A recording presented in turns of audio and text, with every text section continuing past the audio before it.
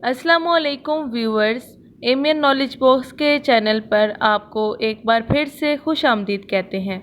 उम्मीद करती हूँ कि आप सब खैरियत से होंगे और आपको हमारे चैनल की वीडियो भी ज़रूर पसंद आ रही होंगी।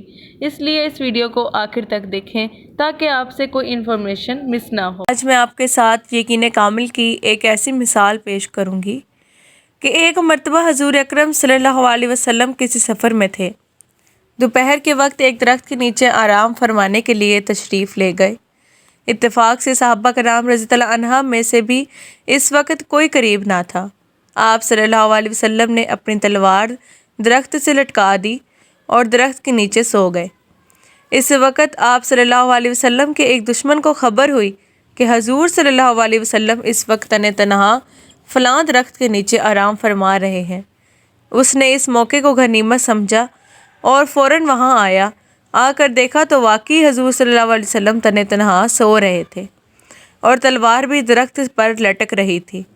उसने पहले तो दबे पाँव आकर तलवार पर कब्ज़ा किया, फिर उसके बाद तलवार को नहायत आहिस्तगी से न्याम से निकाला और आप सल्लल्लाहु अलैहि वसल्लम के पास आकर खड़ा हो गया। जब बिल्कुल तैयार हो गया तो आप सल्लल्लाहु अलैहि वसल्लम को बेदार किया और पूछा कि मैं यमनाउका मिन्नी, तर्जमा, इस वक्त आपको मुझसे कौन बचा सकता है।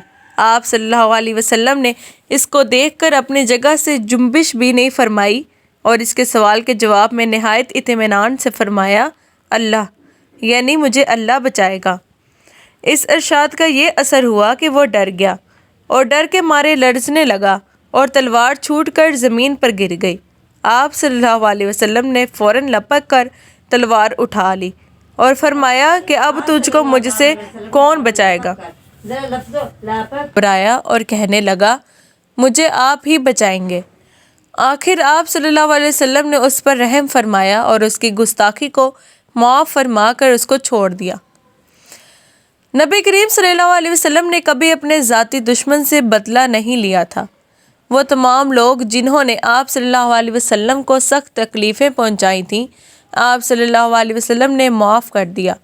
अल्लाह तबारक व तआला भी बदला लेने वालों को नहीं बल्कि माफ़ करने वालों को पसंद करते हैं। कुरान करीम में इरशाद है, और अगर तुम माफ़ कर दो और दरगुजर कर जाओ और बख्श दो तो अल्लाह बख्शने वाला मेहरबान है।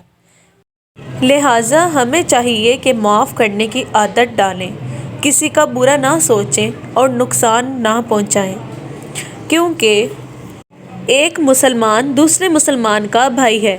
ना वो इस पर जुल्म करता है और ना इसका साथ छोड़ता है, ना इससे झूठ बोलता है, ना इसे हकीर समझता है।